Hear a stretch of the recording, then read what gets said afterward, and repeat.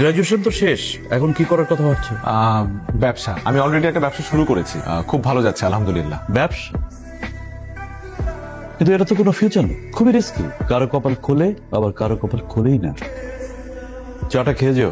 Uncle আমাদের শেষ, তোমার সাথে আমার কথা শেষ।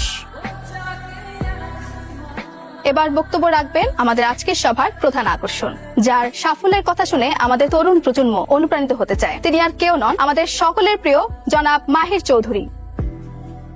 Thank you. একটা সময় আমিও আপনাদের জায়গায় ছিলাম, এই সিটগুলোতেই বসেছিলাম। তো আজকে ভাবলাম আমার লাইফের কিছু অভিজ্ঞতা আপনাদের সাথে শেয়ার করি। আমাদেরকে তুমি করে বলেন স্যার। How nice. আমি এই কথাটা শোনার জন্য এতক্ষণ অপেক্ষা করছিলাম, কারণ নিজের ভার্সিটির জুনিয়র ভাই বোনদেরকে আসলে আপনি করে বলাটা শোভনীয় না। Thank you guys for making me comfortable. আচ্ছা, তাহলে এখন একটু সিরিয়াস আলোচনা করি তোমাদের সাথে। আগে আমার একটা প্রশ্নের উত্তর করো তো, কারা কারা লাইফে চাকরি করতে চাও? হাত তোলো। বাহ, অলমোস্ট সবাই হাত তুলেছে, শুধুমাত্র তুমি আর তোমরা তিনজন বাদে, রাইট? ওকে, হাত নামাতে পারো। তোমরা তিনজন চাকরি না করে কি করতে চাও? বিজনেস। ওকে, তাহলে বাকিদেরকে একটা সাজেশন দেই। তোমরা আজকেই তোমাদের সিভি গুলো এই তিনজনকে দিয়ে রাখো, কারণ একটা সময় এই তিনজনের কাছেই তোমাদের যেতে হবে চাকরির জন্য। দেখো, একটা দেশে সবাই যদি চাকরির পেছনে ছোটে, কেউ যদি ব্যবসা না করে, তাহলে তারা চাকরিটা করবে কোথায়? তাদেরকে চাকরিটা দেবে কে? সরকারের পক্ষে তো সবাইকে সরকারি চাকরি দেওয়া পসিবল না, তাই না? দেশে যত বেশি ব্যবসা হবে, তত বেশি কর্মসংস্থান হবে এবং তোমরা ভালো ভালো চাকরির সুযোগ পাবে। ব্যবসা না করলে নতুন আইডিয়াস জেনারেট হবে না, আর নতুন আইডিয়াস জেনারেট না হলে দেশকে উন্নয়নের শীর্ষে আমরা নিয়ে যেতে পারবো না। তো এই কারণে বলছি যে সবাই চাকরি করো না, মাথা থেকে ভূত ছেড়ে ফেলো, উদ্যোক্তা হও। আমি আবারও আমার রেসপেক্টেবল টিচারদেরকে ধন্যবাদ জানাতে চাই আমাকে ইনভাইট করার জন্য, and thank you each and every one of you for being here. Sir, কিছু বলতে চাই। হ্যাঁ, বলো না। আমরা আসলে আপনার সাকসেসের গল্পটা শুনতে চাই। আমার গল্প?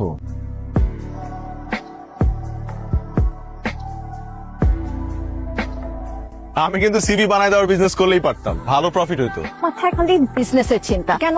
তুমি নিজে চাকরির জন্য ট্রাই করলে কি হয়? আমি চাকরির জন্য কেন ট্রাই করব? আমি তো চাকরিই করব না, যে আমি বিজনেস করব, and I want to be a very very successful entrepreneur. আহা, এটা তো সেই ফার্স্ট ইয়ার থেকে শুনতেছি। বিজনেসটা করবে, এত টাকা কই পাবা তুমি? শোনো, বিজনেস করার জন্য টাকা লাগে না বোকা, তবে দুইটা জিনিস লাগে।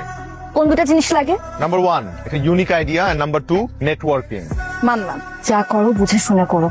আমার কেন জানি মনে হয় তুমি একটা রিস্ক নিতে যাচ্ছ।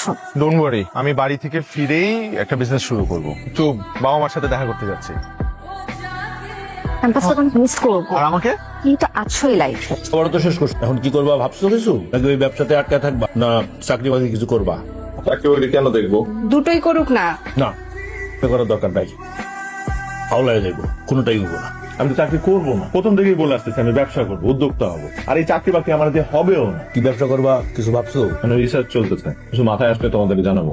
রিসার্চ করো, দেখো তোমার যেটা ভালো লাগে সেটা করো। শোনো, আমার কাছে কিন্তু সেভিংস 12 লাখ টাকা আছে, এর বেশি পুঁজি কিন্তু আমি দিতে পারবো না। হ্যাঁ, রিসার্চ করো, তারপর কি ব্যাপার? আমাদের কি জানাবে। কইতেছিলা তোমরা? না কিছু না, কইতেছিলাম যে ব্যবসা তো রিস্ক, তাই না? তুমি তো আবার পছন্দ করো না, ঠিক কইতেছিলাম। ঠিকই, আমি কিন্তু চাই না যে ও আমার পোলা ব্যবসা করুক। মেজাজ খারাপ? বাবা আমার বিয়ে নিয়ে খেপছে। Wow, congratulations. আচ্ছা আচ্ছা, ঠিক আছে, আমি রাগ করতেছো না, ফাইজলামি করছি একটু। সবসময় না সব ফাইজলামি ভাল লাগে না, বি সিরিয়াস। আচ্ছা ঠিক আছে, আচ্ছা কি করতে হবে আমাকে সেটা বলো। তুমি জানো না কি করতে হবে, আর তুমি করবাই বাকি। এখনো তো কিছু শুরুই করতে পারে নাই। মানুষ বিজনেস এর সব প্ল্যানিং না গ্রাজুয়েশনের আগে করে, এখানেও তুমি লেট। আর আমি তোমাকে বলছি না, বাবা চাকরিজীবী ছেলে ছাড়া কিচ্ছু বুঝে না। ধরনের ব্যাকডেটেড কথা কি করে বলে লোকটা? কারণ এই লোকটা জানে বিজনেসে অনেক রিস্ক থাকে। কোন বাবা তার মেয়েকে একটা রিস্কের প্রফেশন জামার হাতে তুলে দিবে? তুমি আমাকে বলো। আশ্চর্য, এখানে ভালোবাসাটা মুখ প্রফেশন নিয়ে পড়ে আছে। দেখো দেখো, তুমি বোতলটা ছুঁড়ে ফেললা আর কোত্থেকে একটা টোকাই এসে উঠায় নিয়ে গেল। কারণ এটাই ওদের কাজ। না, আমি খেয়াল করে দেখছি রাস্তায় কোন একটা পেট বোতল ফেললেই কোন একটা টোকাই হুট করে কোত্থেকে যা আসে এসে নিয়ে যায় এটা। দেখো দেখো দেখছো দেখছো দেখছো দেখছো দেখছো এই যে। হ্যাঁ দেখছি, এটাতে এত এক্সাইটেড হওয়ার কি আছে? এরপর এগুলাকে নিয়ে তারা ভাঙ্গারি দোকানে বেচে দিবে, সিম্পল। ব্যাপারটা আমার একটু ভেতরে ঢুকে দেখতে হবে। ওয়েট আ সেকেন্ড, তুমি কি এখন ভাঙ্গারি বিজনেস শুরু করতে চাচ্ছ? করতেও পারি। I am done with this conversation. এই এই টোকাই, এই এই মাহির কি করতেছো তুমি? মাহির বসো। মাহির আমি বসতে বলছি। বসো মাহির। কি চলতেছে তোমার মাথায়? এই বিজনেসে সাপ্লাই চেইনটা খোঁজার চেষ্টা করতেছি, মানে কোত্থেকে কি কেমনে কি। ভাঙ্গারির দোকানে কিসের বিজনেস খুঁজো তুমি? যেখানে দেখিবে ছাই উড়াইয়া দেখো তাই, পাইলেও পাইতে পারো অমূল্য রতন, এটাই খোঁজার চেষ্টা করছি। তোমার মাথা গেছে। চলো আসো। কোথায় যাবো? আসো গিয়ে দেখি। আরে এত দূর আসলাম, ভেতরের কাহিনীটা জানতে হবে না, ওরা কেমনে বিজনেসটা করে? তুমি গিয়ে দেখো। মামা আপনি টান দেন তো। বিজনেস প্ল্যানটা না জানলে আমি স্টার্ট করব কিভাবে? তুমি দেখো, তোমার সব বিজনেসের মধ্যে আমি নেই। মামা আপনাকে টান দিতে বললাম না, টান দেন। ছাড়ো। আরে একটু জানতে চাচ্ছিলাম যে আপনাদের বস কি করে, এই ফ্যাক্টরি বস কোথায় বসে? বস তো বসের রুমেই বসে। ও, তাহলে আমাকে একটু রুমে নিয়ে চলেন, আমি তো ওনার সাথে কথা বলবো। আসলে আমিও ব্যবসায়ী তো, মানে ব্যবসা করতে চাই আর কি, তো এই কারণে ওনার সাথে কথা বলবো, 1-to-1 টক। ভাইয়া, আমি যদি এই বিজনেসটা করতে চাই, আপনি কি আমাকে হেল্প করবেন? অফকোর্স হেল্প করবো। দেখুন ভাই সাহেব, আপনারা নিউ জেনারেশন, আপনারা যদি কোনো ব্যবসায় আসতে চান, আপনাদেরকে সাপোর্ট করবার দায়িত্ব তো আমাদের। থ্যাংক ইউ ভাইয়া। Finally I have found my business plan. What? Yes. কিসের বিজনেস? এখন তো বলবো না। আচ্ছা, এখানে 50,000 আছে, এটা নেন, আর বাকি টাকা আমি ব্যাংকে দিয়ে দিতেছি, মাল পৌঁছানোর লগে লগে পাই যাবেন। হ্যালো মাহির, কি ব্যাপার? ফোন ধরতেছো না কেন? আরে কাজের মধ্যে ব্যস্ত, একটা নতুন ব্যবসা শুরু করলে কত ঝামেলা, তুমি তো বুঝবা না। এখন পর্যন্ত জানলামই না কিসের বিজনেস করতেছো। কি ব্যবসা? শোনো, আর একটা সপ্তাহ অপেক্ষা করো, উদ্বোধনের দিন তোমার নিয়ে এসে একবারে সারপ্রাইজ দিব, ঠিক আছে? আমি তোর ব্যবসার উদ্বোধন দিতে যাবো না। এত লেখাপড়া করে হাসি কিনা ভাঙ্গারির ব্যবসা, সি সি সি সি, পাইছে কি কইবো? মা, এটা কোনো ভাঙারির ব্যবসা না। আব্বা, একটু আমারে বুঝাও না।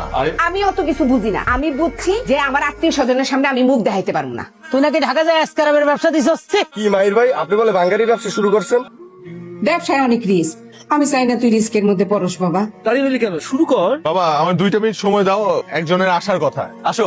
এতক্ষণ লাগলো কেন? বাবা, ও হচ্ছে মারিয়া। আসসালামু আলাইকুম। বাবা, মারিয়া নাও। ভাইয়া ধরেন। ধরো, কেমন? ভাই প্লিজ প্লিজ। এটাই তোমার সারপ্রাইজ ছিল? হ্যাঁ।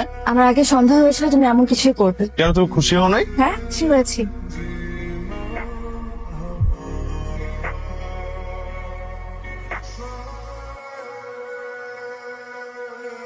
বাবা তোমাকে বলছে দেখা করতে। কার বাবা? কার আবার? আমার। ও, কেন? আমি বাবাকে তোমার কথা বলছি, বাবা তাই বলছে তোমাকে দেখা করতে। কেন, আমার বাবার সাথে দেখা করতে তোমার কোনো আপত্তি আছে? না।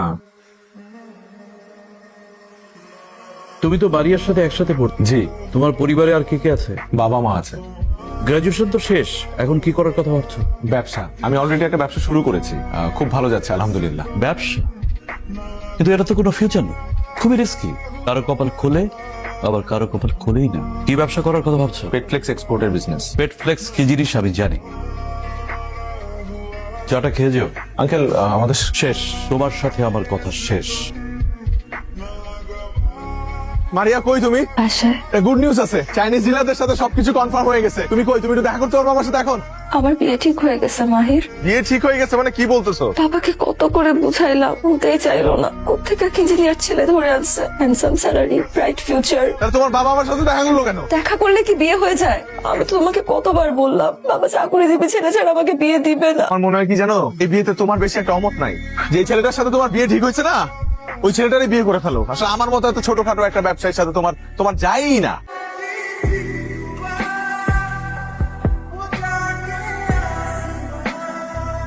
এরপর পুরো ঘটনায় নিজের মধ্যে একটা জেদ কাজ করা শুরু করলো। স্বপ্ন ছুতে গিয়ে ভালোবাসার হাত ছেড়ে দিতে হয়েছে।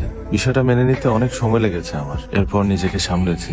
আজকে আমি মাহির গ্রুপ অফ ইন্ডাস্ট্রিজ এর মালিক।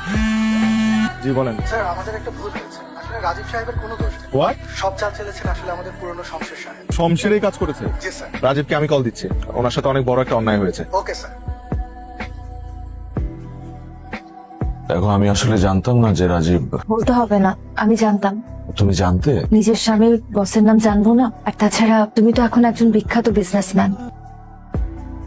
আমাদের ছোট একটা মেয়ে আছে, আল্লাহ যেন ওর বাবাকে বাঁচিয়ে দেয়। রাজীবের কিচ্ছু হবে না, ওর যা লাগে ওটা আমি বিয়ে করবো। যদি বিদেশেও নিয়ে যেতে হয় সেটাও আমি দেখবো। দয়া দেখাচ্ছ? না না, এটা আমার কোম্পানির পলিসি। বাবা তোমার সাকসেস থেকে খুব খুশি হয়েছিল। মারা যাবার আগে বলেছিল তোমার সাথে কোনোদিন দেখা হলে যেন আমাকে এই কথাটা বলি। মাহির, পারলে বাবাকে মাফ করে দিও, আমাকেও।